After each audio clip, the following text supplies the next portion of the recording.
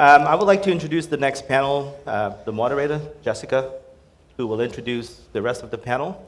The topic today is expanding your horizon in allergen management, more related to food service.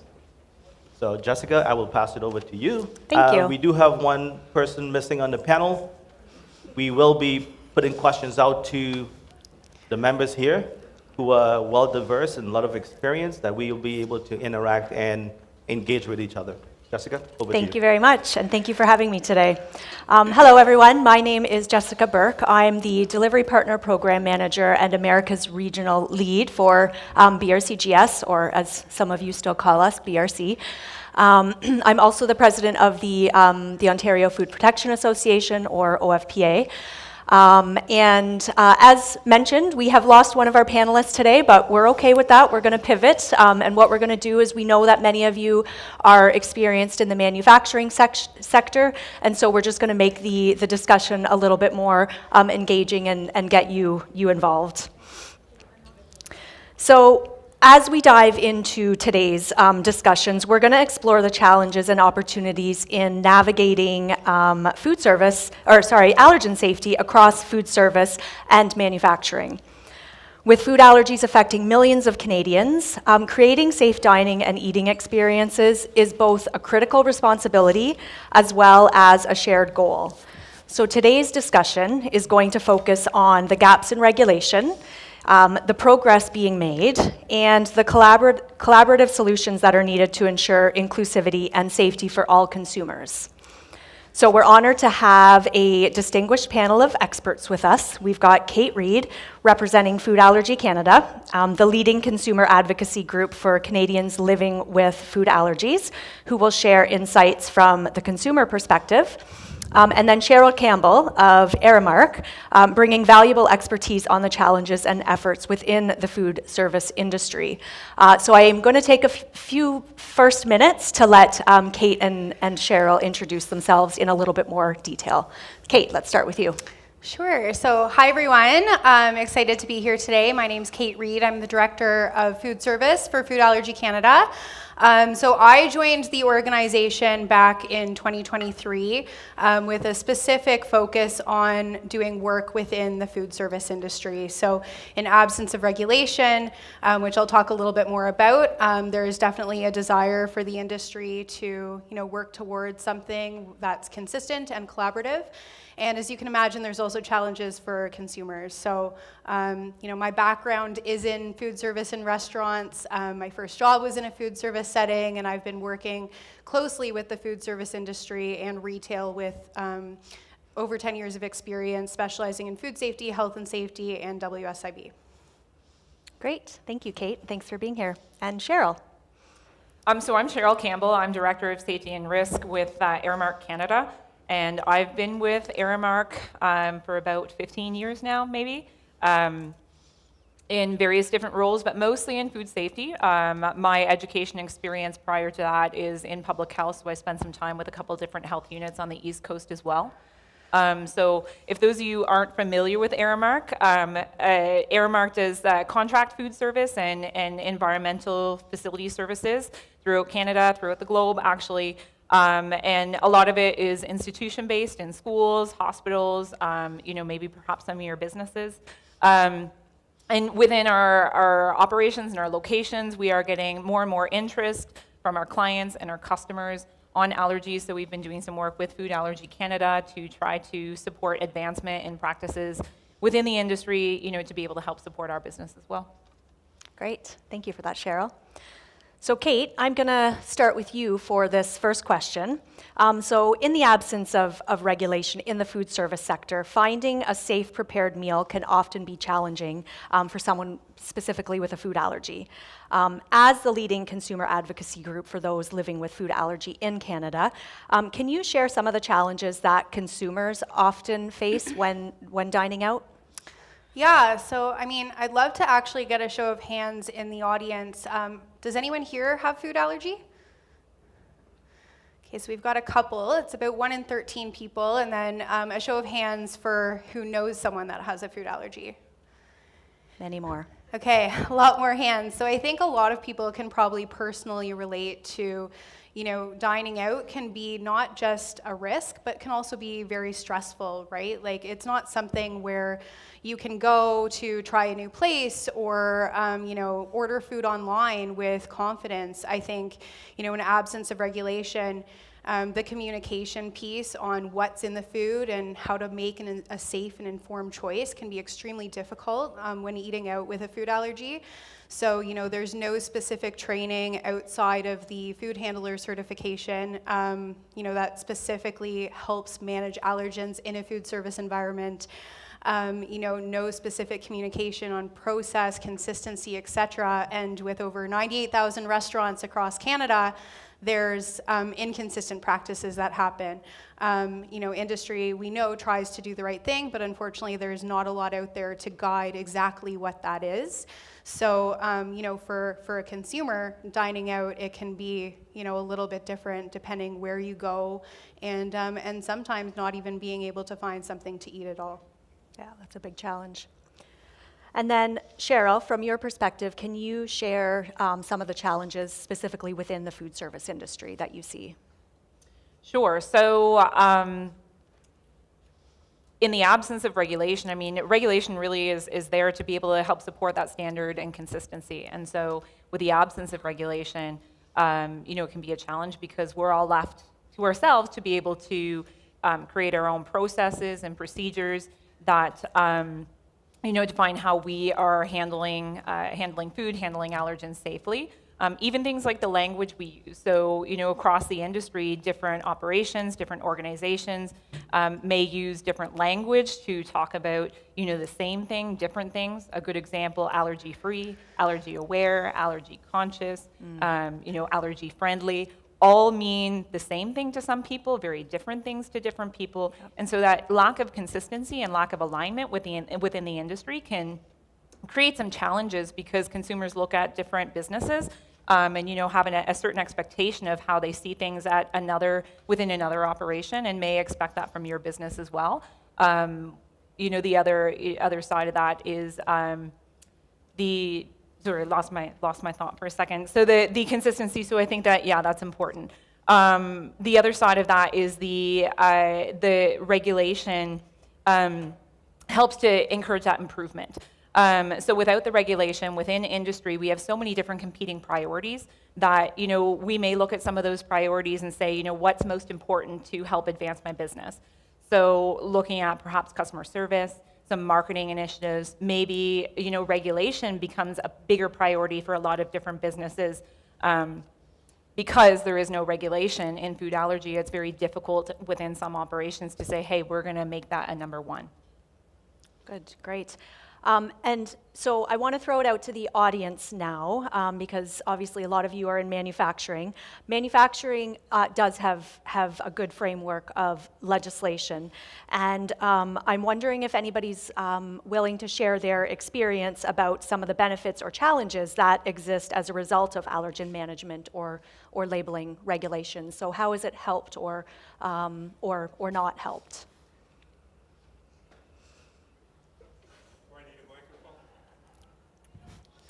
We can hear you. Yep, I can hear you. I don't know if everybody else can.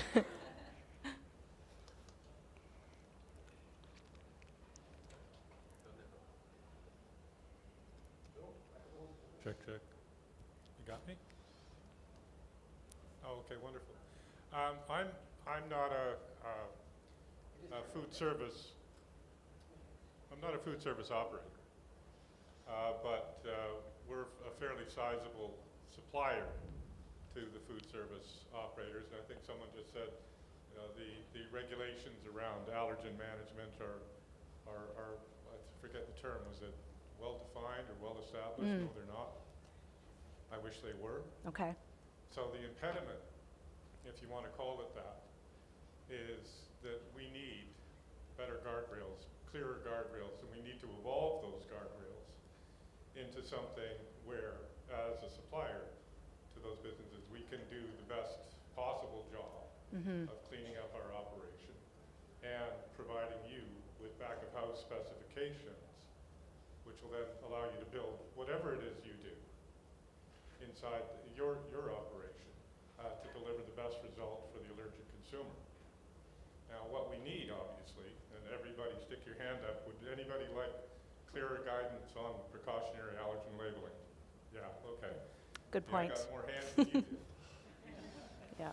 The precautionary allergen labeling guidance from our friends at Health Canada is no longer fit for purpose. I was going to say it's over 10 years old. I think the page on PAL, correct me if I'm wrong, is 2012, if that. So it's not that it's old, it's no longer fit for purpose. And the allergic community is one thing. They're looking for choices. People in retail, if it's not in food service, people who are shopping are looking for themselves or those for whom they buy to have a product which is protected. Let's just use that word. It's probably not a bad word. So when it comes to impediments to helping you, we need someone to help us, right? We need a more transparent and evolved and science-based set of regulations and rules so that we can take, for instance, precautionary allergen labeling and apply to it quantitative and qualitative risk assessments, deep risk assessments. We can argue about whether we should be looking at PAL from a eliciting dose level of EDO1 or EDO5. It really doesn't matter. We'll get to that. But until we have something in our rules base that says the toolbox is now fuller, the toolbox now includes quantitative and qualitative risk assessments, robust risk assessments, science-based risk assessments. And once we have that, there's a bit of the lawyers in the room, don't listen, safe harbor for Health Canada if there was an inquiry or, God forbid, an event of some kind, for them to come in and recheck the audits, find out that, guess what, we are following those rules, and we do have an issue that we have to deal with, and that's unfortunate, again, if it happens. But until we have a more comprehensive, advanced, current, accessible, and relevant set of guardrails, new tools in our toolbox for allergen management, which have just been introduced at Codex, which the Americans have put forward as a proposed final rule, which is remarkable, just remarkable that it's advanced to that stage. I think it's great.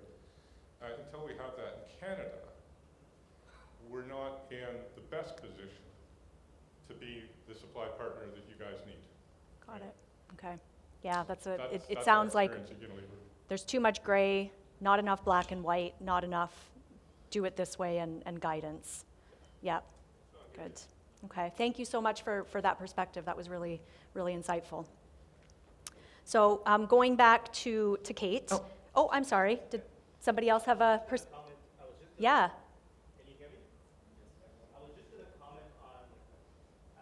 The flip side to that regarding just about allergens in general. And I look at it from three perspectives, the processes we have in place with food service, and I'm looking at this from a manufacturing perspective.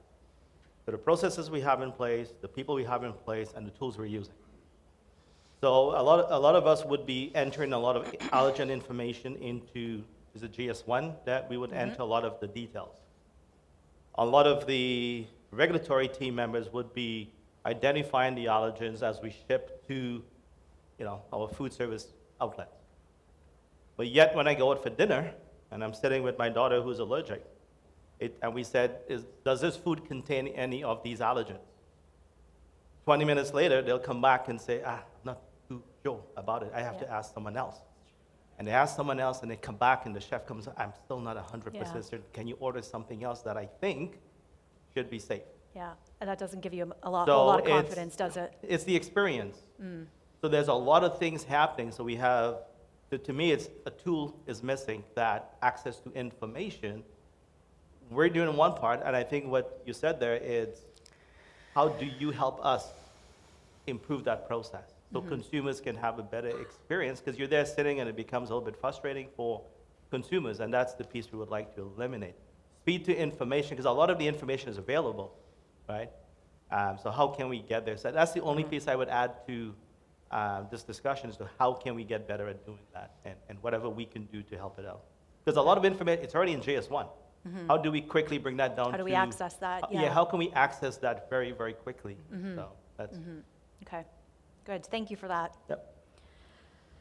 So Kate, what is, given all of what we've discussed so far, what is it that some of the work that the industry is doing right now to advance allergen management practices in Canada, sort of without these, this regulatory framework that we need? Yeah, and I think it's a great question, and a lot of what the audience had suggested is great. I think with food service, what's a little bit different is that foundation piece, right? And I think that comes with training, knowledge, education. Again, when we look at those 1 in 5 individuals that work their very first job, never worked anywhere before in a food service setting, and they're the ones on the front line getting those questions from consumers on what's in my food or is this safe, and sometimes they might panic and say yes or make assumptions, and that information's not accurate, right? So, making sure that access to ingredient information is available and checked, or alternatively, they guide towards a safe alternative meal option, right? But food service focuses on service, right? Their desire has always been those core values of hospitality, right? Providing a great guest experience, and I think one of those things, when you eat out with a food allergy, to have a good experience is not getting a meal with your allergen in it when you've asked for it not to be there, right? But, we know from our research that unfortunately nearly half of the community has had a near miss, and about 1/3 of them has had a severe allergic reaction from eating out. So there's a call for action, and I think that's a two-way thing, right? It's a shared responsibility. Industry and consumers alike both have responsibilities when it comes to eating out, and that involves communication. So there's opportunity for a mutual understanding there, which we're working with the food service industry to make sure that we have that approach and we have that industry insight on things that will be feasible and tangible for them and also sustainable. And then there's also that collaboration that's needed across the industry, because there is a variation of practices between, every 98,000 restaurants, the catering industry, the dine-in setting, the quick service, the robots that we have serving tables these days. Yeah. So finding solutions that will kind of meet the needs of all of those different restaurants so that they can provide the best experience and the safest food to their consumer. Excellent. Cheryl, how does that resonate with you? Is that similar to sort of the work that you're doing, or is there something sort of additional that you wanted to add? Yeah, I think the first step is really to get everybody together to continue to have that conversation and to talk about how we can create an alignment in absence of regulation. I think, some of the steps that we're taking with Food Allergy Canada and the Food Service Industry Council is a really good first step to be able to create some guidance, provide some education to operators who may not have the resources to be able to have those, that education, that knowledge, or some of those tools themselves. To be able to kind of create that alignment and work with organizations like Food Allergy Canada to not only create that within the industry, but also kind of be able to lay out expectations with our consumer as well. But then beyond that, I think there's some really great points that were made here by members of the audience. Speed to service. I mean, that's a huge thing, for us. We want to be welcoming to say, hey, tell us about your allergies in food service. But one of the challenges is people don't want to come and tell you about that because they know it's going to take a long time or a longer time to get the answer. So I think continuing to collaborate with manufacturers and those people along the chain, as mentioned here, there is a chain for that to be able to get to the consumer safely. So working together so that manufacturers understand our needs, which obviously reflect the needs of the consumer, so that we can continue to work together to either create that change and alignment within the industry or push for that regulation that's going to help support that change for us and ultimately down to the consumer. Okay, excellent. So going to go in a little bit of a different direction now, and I'm going to throw this one out to the audience again. Speaking specifically about consumer loyalty, in anyone's experience that's willing to share, how does prioritizing allergen safety and inclusivity impact consumer loyalty and the overall success of one's business? Does anybody have any thoughts on that?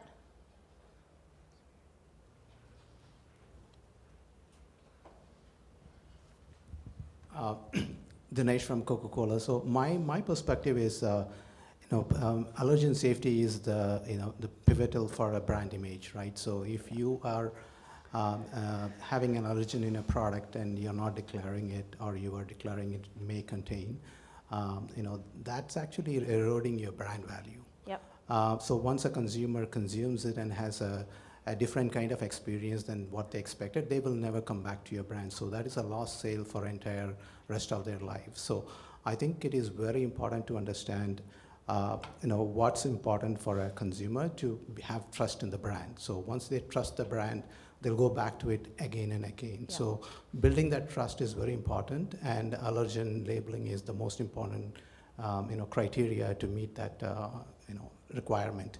Mm-hmm. Other thing I was thinking about when you talked about, a lack of regulations, I wonder if there was any discussions done by any of the trade associations or Food Allergy Canada to develop like a restaurant industry code.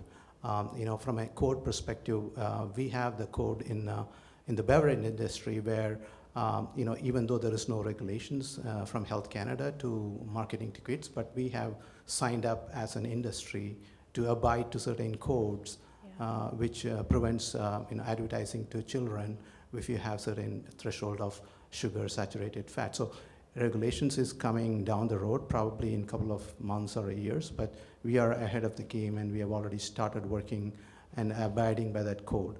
So my question to the group is, is there any efforts from the restaurant industry to work with the trade associations or whoever that would be to develop this code and then get the restaurant industry to sign up to that code and abide to that code? So Kind of like a third-party certification. Yeah. Thank you.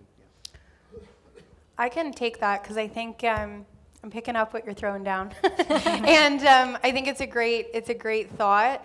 What we're currently working on is guidelines that can be used for the industry. It's not necessarily a code, but it's still very early days on kind of developing these best practices and these guidelines, similar to what was created on the allergen management guidelines for PAL, that I'm sure many of the people in the room are familiar with, using that model and creating something very similar for the food service industry, of course, to the unique needs that exist. And what comes along with that is, the best practices and then tools and resources that can accompany and complement that can live and breathe within the food service setting, so that awareness is consistent. You have kind of that constant focus on communication through posters, through recipe templates, tools that are tangible that can be used despite what type of food service format there is. But I think the idea of the code is great, and we're still in our early days, but hopefully if I get invited back in the next couple years, I would have something a bit more substantial to share with all of you. So. That's great. Good. Anything else to add, Cheryl? I think both comments here are pretty similar to my thoughts. I think we appreciate the guidelines that are coming from Food Allergy Canada as they're being developed, and obviously we are actively participating in that because believe in the importance in kind of creating something that does create that alignment.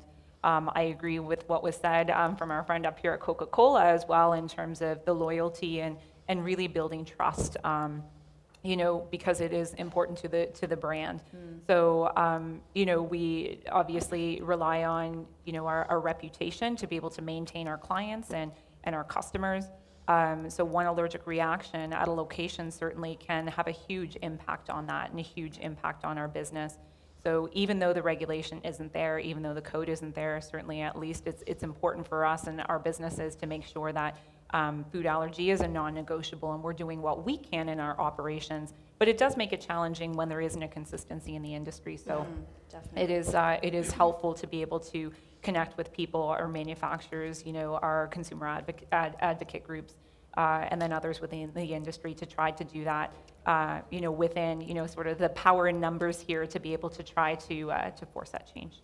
Yeah, and just about the reputation thing, I think it's even more important now than it's ever been with social media and, how quickly a business's reputation can be destroyed by social media. So yeah, I think it's very important. And I think it's Jonathan, you were going to add something? You spoke about loyalty.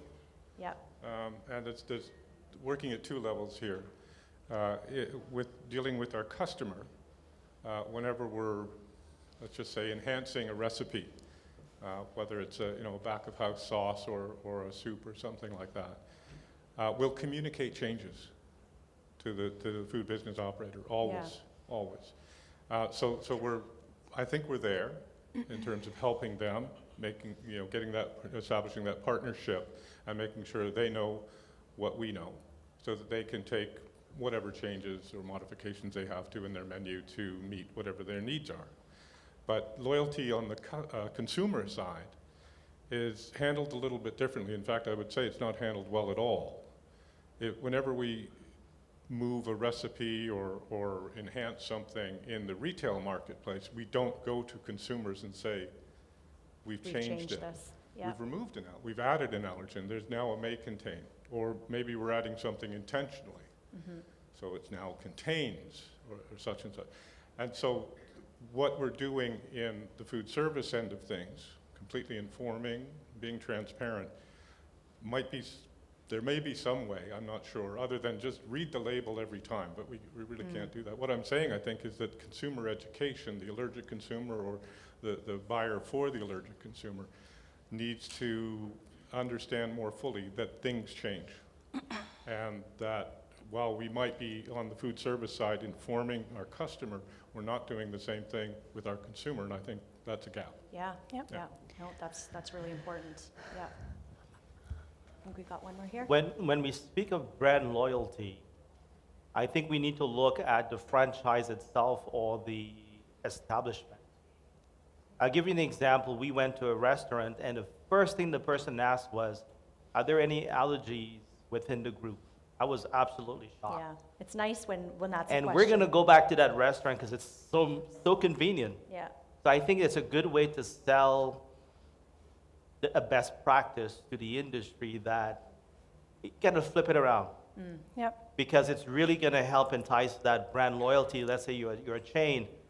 Having that data, the allergen information analyzed before you go into the store, into the restaurant, will really help those, the employees, the knowledge, the training. It's simple. The information is all there. Yeah. So it's a proactive approach to prepare that in advance. A lot of the menus don't change that frequently when you come to certain establishments, and it takes a long time to make a change.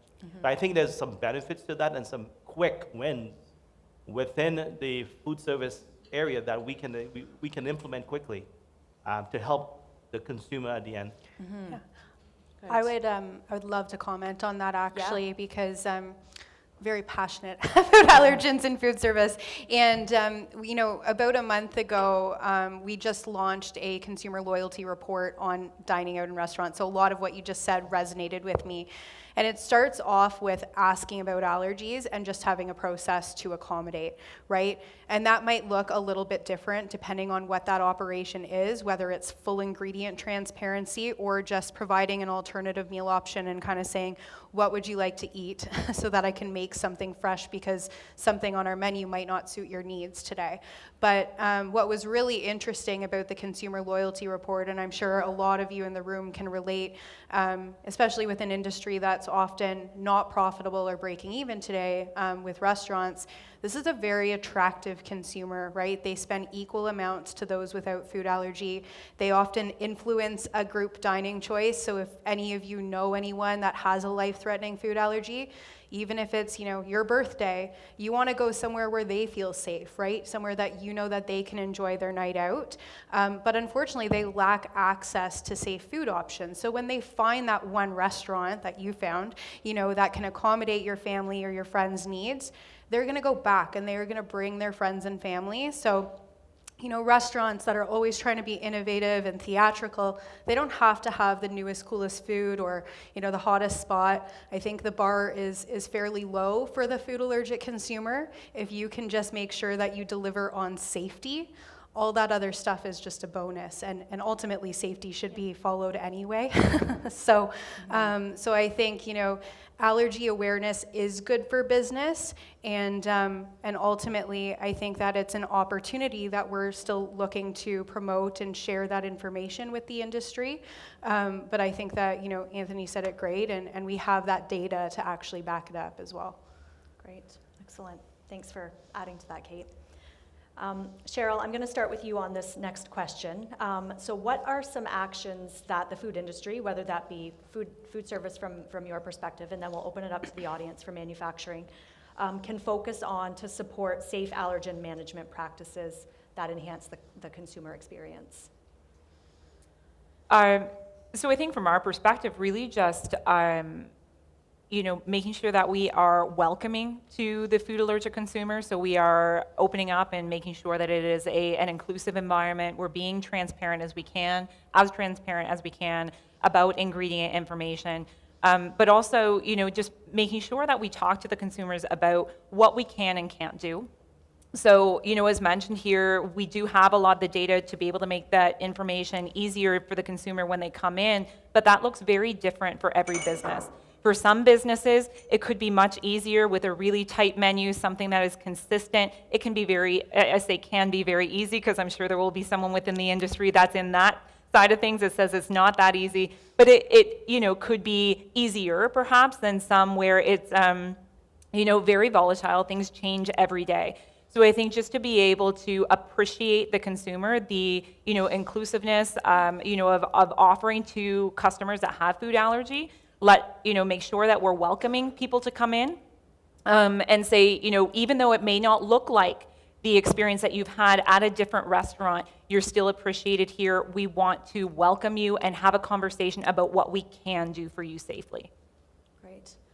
And very quickly, because we're quickly running out of time.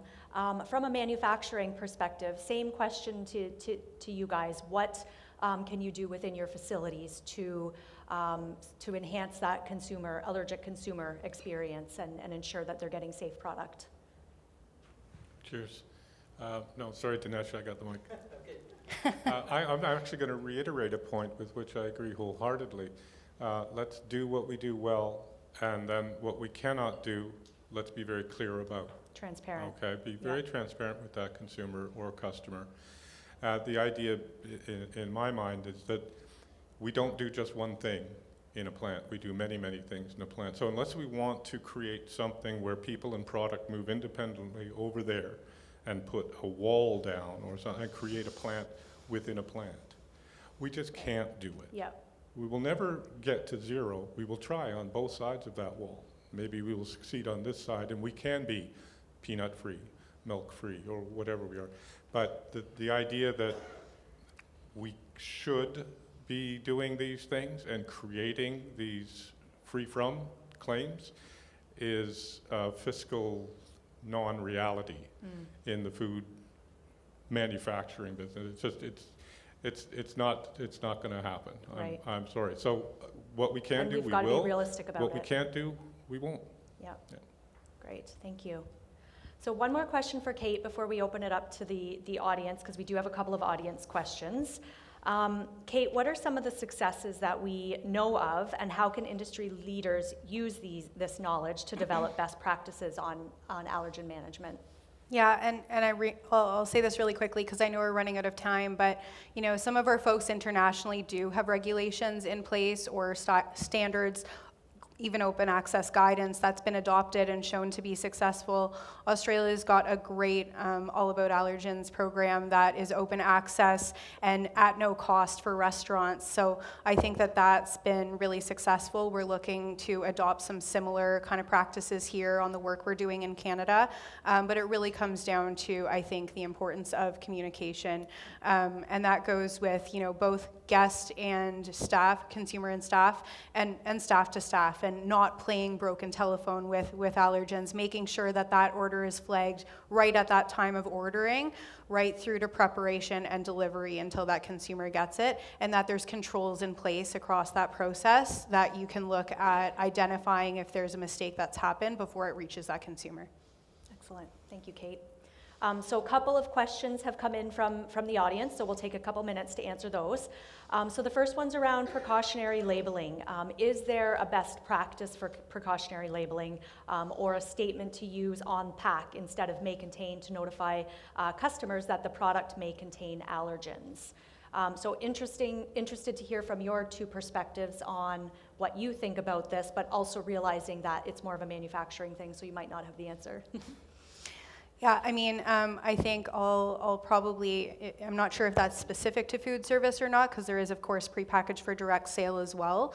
But I would look at like adopting the current practices that are in place. We do have guidance on how to use the may contain.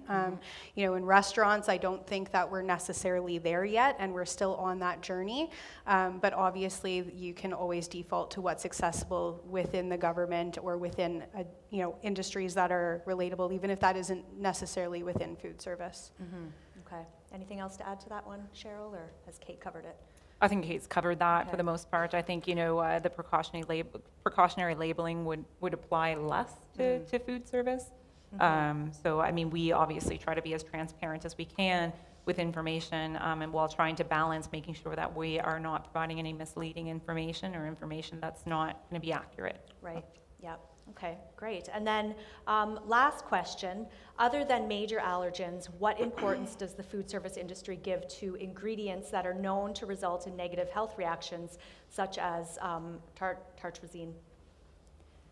So I mean, I guess I'll say that just, you know, covering broadly, as there are, you know, any sort of emerging concerns within the industry, or, you know, I'd say pressing issues for any of our clients or customers, you know, we're trying to keep our ear to what's happening in the community, what the demands, you know, what trends are out there. So, you know, if there are specific products that our consumers and clients are asking, you know, hey, how are you handling these products?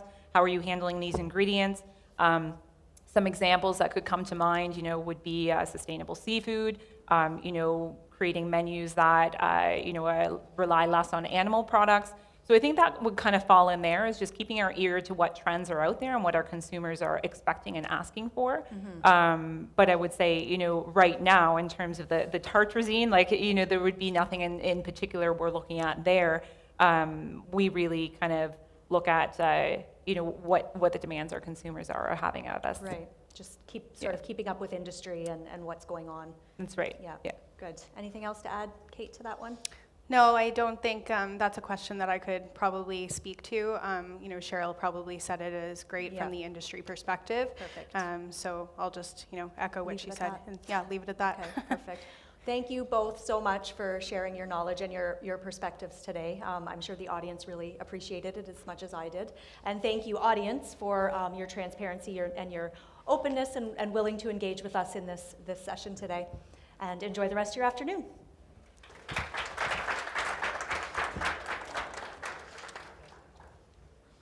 Thank you so much. Thank you. Great Thank you so perspective. much. No, great.